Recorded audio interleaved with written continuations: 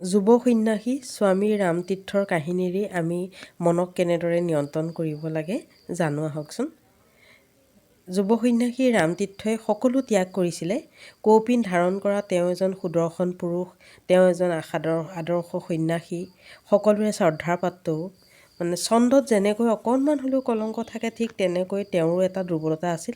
সেই দুৰ্বলতাটো হ'ল আপেলৰ প্ৰতি তেওঁৰ আকৰ্ষণ। ধুনীয়া ধুনীয়া ৰঙা ৰঙা আপেলবোৰ দেখিলে লোভে তেওঁক ঘেৰি ধৰে।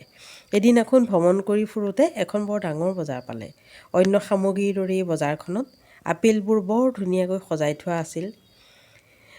ৰামতীৰ্থই আপেল খাবলৈ বৰ ইচ্ছা হ'ল, কিন্তু আপেল তেওঁ কেনেকৈ কিনে? তেওঁৰ হাতত এটা ফুটা কড়িও নাছিলে। তেওঁ সিদ্ধান্ত কৰিলে যে মিছা কথা কৈ দোকানীৰ পৰা, মানুহৰ ঘৰৰ পৰা তেওঁ পইচা আনিব।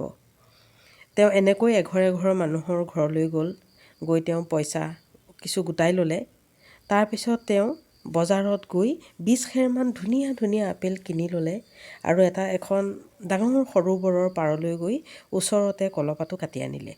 আপেলবিলাক ধুই আনি টুকুৰা টুকুৰকৈ কাটি ল'লে। আপেলখিনিক আগত ৰাখি ৰামতীৰ্থ বহিল আৰু ক'বলৈ ধৰিলে, মন, তই মহাবিদ্যালয়ৰ শিক্ষকতা এৰি, ঘৰ বাৰী সমস্ত ত্যাগ কৰি, কৌপিন ধাৰণ কৰি সন্ন্যাসী হ'লিহি। সকলো ত্যাগ কৰি আপেল খোৱাৰ ইচ্ছা ত্যাগ কৰিব নোৱাৰিলি। ভাল কথা, আজি তোক আপেল দিলোঁ, যিমান মন যায় খা। এয়া কম, পাৰিলে আৰু আনি দিম। মোৰ হাতত আছে যথেষ্ট পইচা, কিন্তু হে হাত, তই এই আপেল পাতৰ পৰা তুলি আনি মুখত নিদিবি। হে দাঁত, তই কিন্তু নুচুবাবি। হে জিভা, তই ভিতৰত লৰাই চৰাই নিদিবি। এতিয়া মন খা। মনে কেনেকৈ খায়? বহুবাৰ মনক খাবলৈ ক'লে। হাতত মুখৰ সহযোগ বিনে মনে খায় কেনেকৈ?